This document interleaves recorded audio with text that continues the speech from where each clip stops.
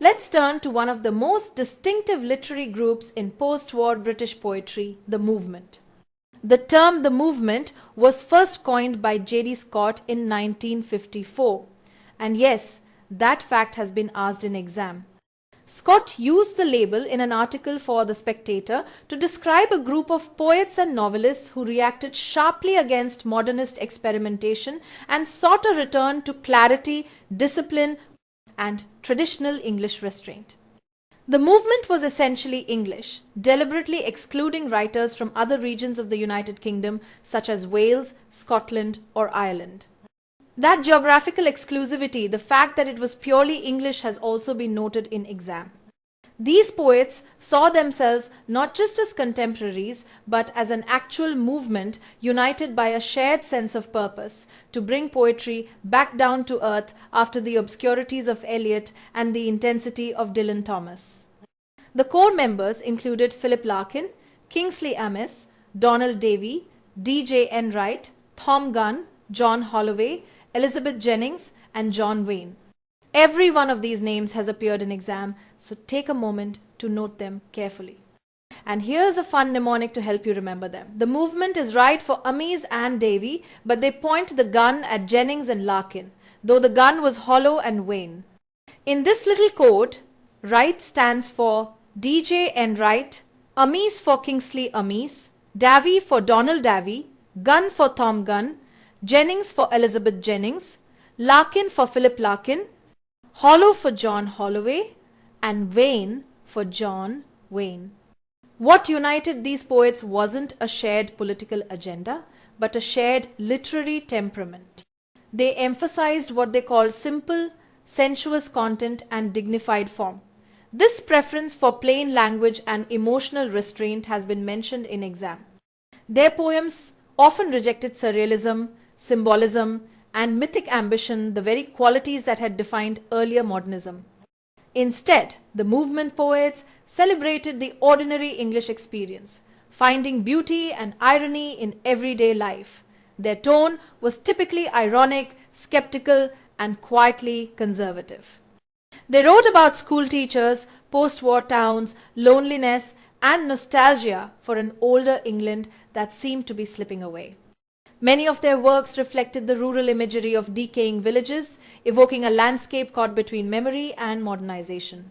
Through this focus on small, personal subjects, the movement captured England's transition from a rural society to an urban and industrial one, a theme that has been asked in exam. The idea of urban ghettoization, the loss of community and rootedness, appears repeatedly in the work of Larkin and Amis, among others. In this way, the movement marked a return to traditional, conservative poetic values, and this feature, too, has been tested in exam. They valued craftsmanship over emotion, moderation over excess, and precision over passion. Their verse echoed the plain-spoken virtues of earlier poets like Hardy, yet it carried a distinctly post-war melancholy. While they differed in tone, Larkin's wry nostalgia, Amis's humor, Davie's intellectual rigor all shared a dislike for what they saw as pretentiousness in modern poetry. To them, poetry should be understandable, human, and rooted in the realities of life.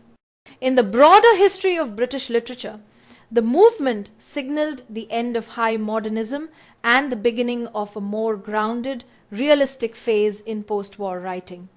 It also inspired later generations of poets who sought to speak to ordinary readers rather than academic elites.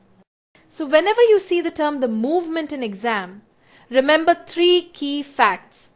It was named by J.D. Scott in 1954. It included Larkin, Amis, Davie, Enright, Gunn, Jennings, Holloway, and Wayne, and it stood for clarity, formality, and a quiet resistance to modernist chaos. In short, the movement gave English poetry a new direction, calm, disciplined, and deeply human, reminding readers that beauty could still be found not in abstraction, but in the simple rhythms of everyday life. Let's get to know Philip Larkin, one of the sharpest and most ironic voices in post-war English poetry.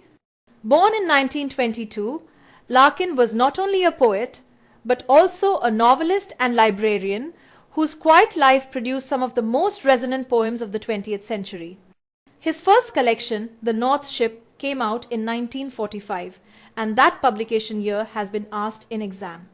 Around the same time, he also ventured into fiction, writing two novels, Jill in 1946 and A Girl in Winter in 1947, both of which have appeared in exam questions as well.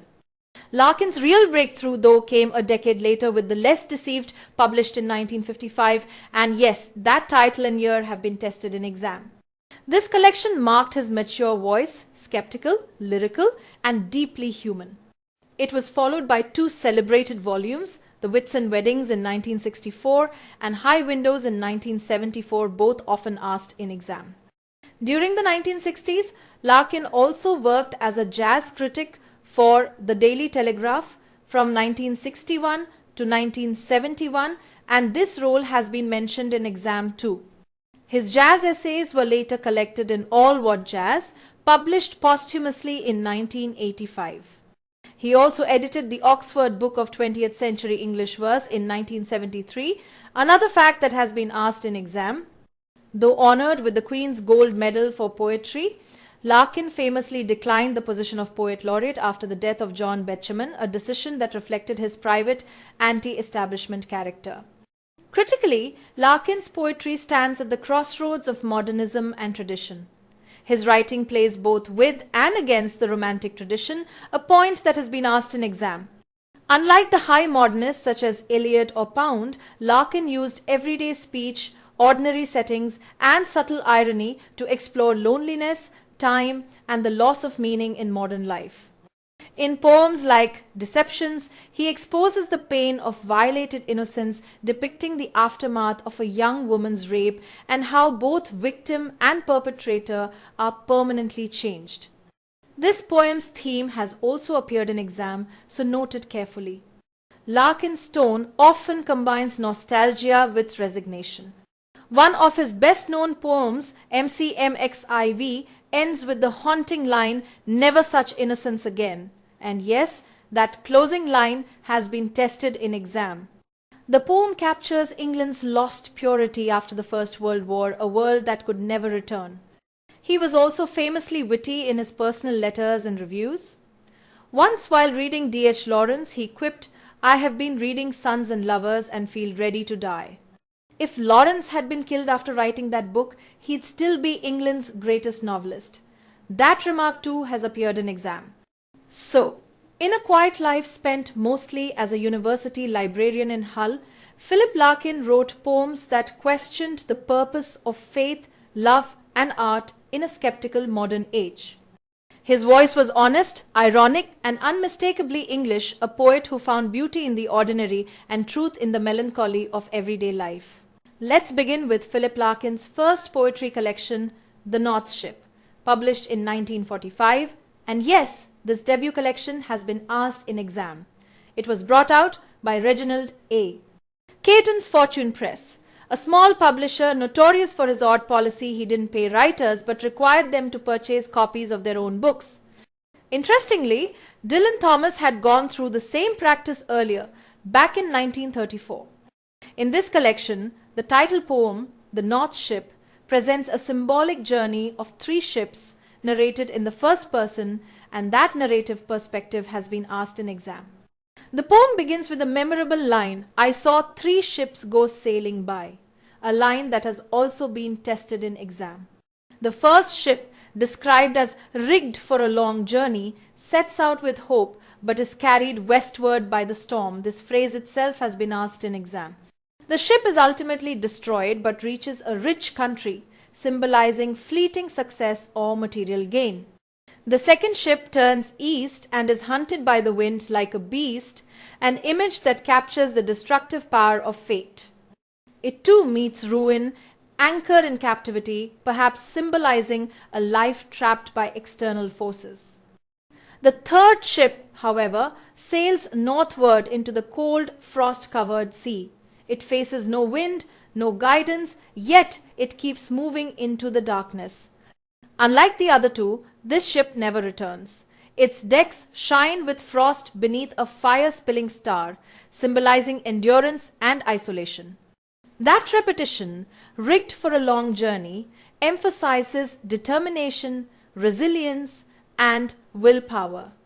And this recurring phrase has been asked in exam. Larkin seems to suggest that even when fate is indifferent, persistence itself becomes a form of victory. The poem closes with the third ship sailing endlessly into an unforgiving sea, a haunting image of spiritual quest and human aspiration. The message is clear. To reach our true destination, we must persist, even through silence and darkness. A decade later, Larkin's poetic voice matured fully with The Less Deceived, published in 1955.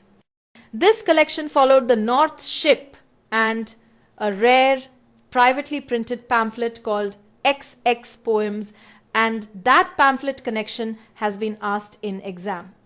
Larkin mailed it to critics, unaware of the increased postal rates, and most refused to pay for delivery, a story as ironic as his poetry itself. Only about 100 copies were ever printed. In The Less Deceived, Larkin finally found his distinctive tone, conversational, reflective, and honest about modern disillusionment. It was this collection that gave us one of his most loved and studied poems, Church-Going. Now, Church-Going, a poem that has been asked in exam, captures Larkin's complex relationship with faith and architecture. The first draft was dated April 24th, 1954, and after 21 pages of revisions, he completed it in July 1954. It appeared in the Less Deceived collection and shows Larkin's fascination with ecclesiastical architecture, the beauty of old churches, even in an age when religious belief was fading. The poem's speaker, who enters an empty church out of curiosity rather than faith, reflects on what such places will mean once belief is gone. Larkin's tone alternates between serious meditation and gentle cynicism about Christianity, and this very contrast has been mentioned in exam. He is not mocking religion, but exploring its cultural and emotional residue. One detail that examiners love to test is the reference to cycle clips, a mundane, almost comic image that grounds the poem in everyday realism, and yes, that image has been asked in exam.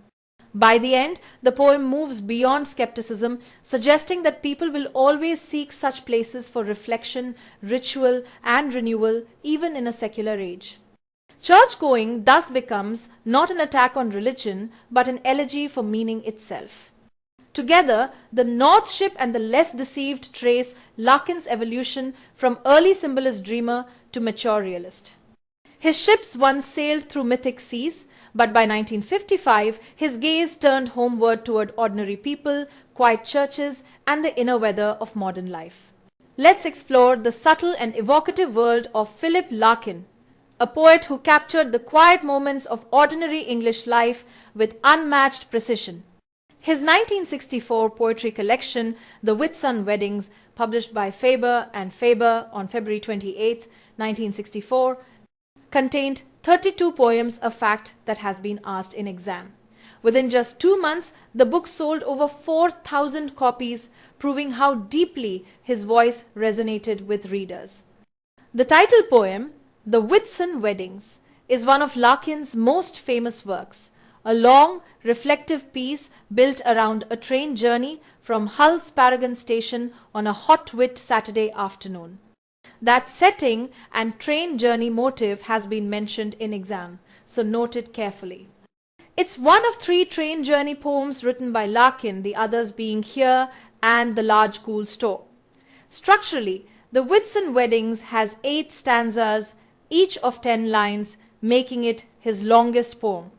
Its rhyme scheme, AB, AB, CDE, CDE, subtly recalls Keats's formal grace, and that rhyme pattern has been asked in exam as well. The poem unfolds as the speaker sits on a train, watching the passing English countryside. The mood is warm, lazy, and filled with a faint hum of life. As the train stops at stations, the poet gradually realizes that many newlywed couples, fresh from their Whitsun Saturday weddings, are boarding along the route. He observes fathers sweating in their suits, children with flowers, and uncles waving goodbye, all these glimpses forming a living mosaic of middle-class Englishness. The scene is full of ordinary joy, yet Larkin's tone carries a reflective sadness. He ponders what lies ahead for these couples, the permanence of their vows, the inevitable fading of their excitement, and the quiet march of time. There's both celebration and melancholy in his gaze, typical of Larkin's poetry. Toward the end, the imagery turns almost mystical. The poem closes with a vision of rain falling, a symbol of fertility and renewal, a detail that has been noted in exam. The final lines, a sense of falling, like an arrow shower, sent out of sight, somewhere becoming rain, suggest both endings and beginnings, life moving forward in quiet, unstoppable cycles. Even though Larkin often wrote about boredom, routine, and disappointment, the Whitsun Weddings shows his compassion for the beauty hidden in ordinary moments. The poem was also one of the few he recorded in his own voice, adding a distinct layer of intimacy to its reading. Now, from the same collection, let's look at another masterpiece, MCMXIV, which translates to 1914, the year the First World War began. This poem, also published in 1964, opens with an unforgettable image, men queuing to enlist for war, captured in the lines, those long uneven lines, standing as patiently as if they were stretched outside the oval or villa park. That opening scene has been asked in exam, so make a note of it. The poem reads almost like a black and white photograph of pre-war England men with moustached faces, children at play, and pubs open all day and idyllic calm before the storm. Through 4 long stanzas, written as a single unbroken sentence, Larkin recreates the innocence of a nation unaware of what lies ahead. He reflects on the loss of innocence after World War I, capturing the transformation of English life from a world of established names and servant-filled houses to one forever changed by modernity and loss. The closing line, "Never such innocence again," has been repeatedly asked in exam, and rightly so. It stands as one of the most haunting conclusions in 20th century poetry. There's a tender irony in how Larkin writes about an era he never personally lived through, yet imagines with such clarity. It's not nostalgia, but rather a meditation on history's quiet violence, the way an entire civilization can change without a word. Together, the Whitsun Weddings and 1914 capture Larkin's unique gift, his ability to turn ordinary English experience into enduring poetry, marked by sadness, beauty, and truth. He reminds us that the most powerful transformations often happen not in grand events, but in silent, passing moments, a train window view, a wedding platform, or a fading photograph of men who once believed in a world that would never change. Let's begin with Elizabeth Jennings, one of the most lyrical and emotionally sincere English poets of the 20th century. She was an English poet, and this very detail has been asked in exam. Jennings's poetry is known for its clarity, restraint, and deep personal feeling, often exploring themes of love, faith, suffering, and healing. Her works reflected both her Roman Catholic beliefs and her love for Italy, and this connection between religion and travel has also been mentioned in exam. Jennings wrote with quiet intensity, never loud or rebellious, but profoundly human. Her first collection, Poems, appeared in 1953, followed by A Way of Looking in 1955, which won her recognition among the poets of the movement. Later volumes include Song for a Birth or a Death in 1961, Recoveries in 1964, and The Mind Has Mountains in Times 1966. She continued writing steadily through the decades. Her later works include The Animal's Arrival from 1969, Lucidities in 1970, and Relationships, published in 1972, which has been asked in exam.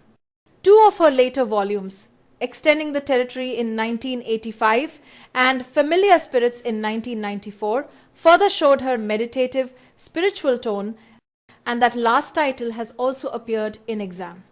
Jennings also produced translations, including the sonnets of Michelangelo in 1961, revealing her admiration for Renaissance art and the union of beauty and devotion.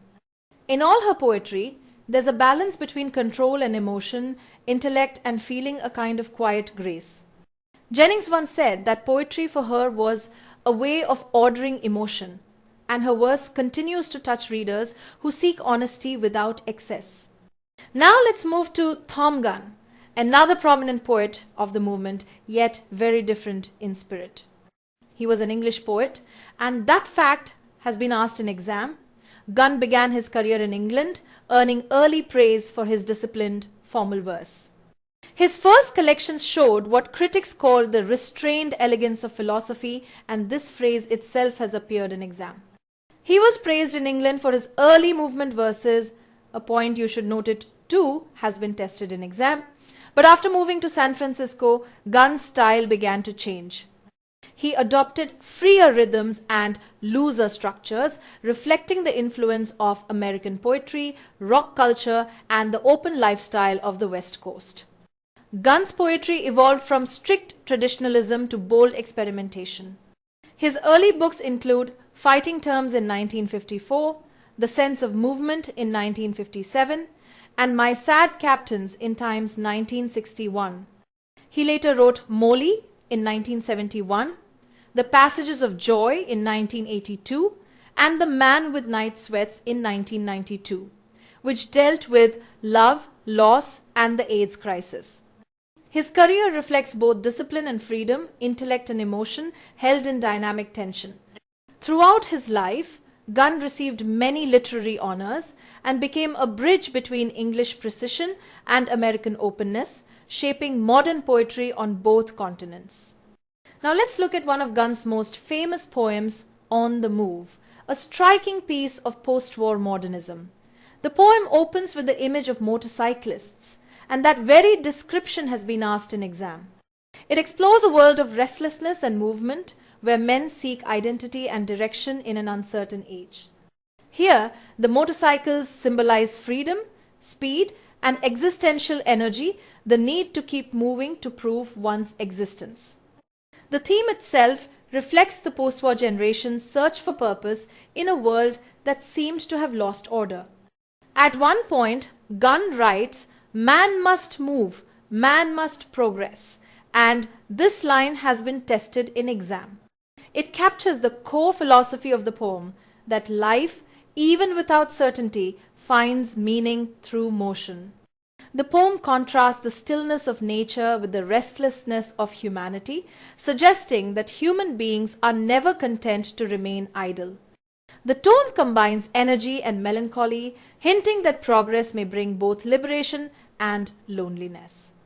In its climax, the riders become symbols of mankind itself, always in motion, always seeking something beyond reach. And by the poem's conclusion, Gunn reminds us that life's journey is defined not by arrival, but by movement itself, an idea that has been asked in exam. On the Move stands as one of the defining poems of mid-20th century modernism, intellectual, fast-paced, and deeply human, embodying Thom Gunn's lifelong fascination with freedom, purpose, and identity.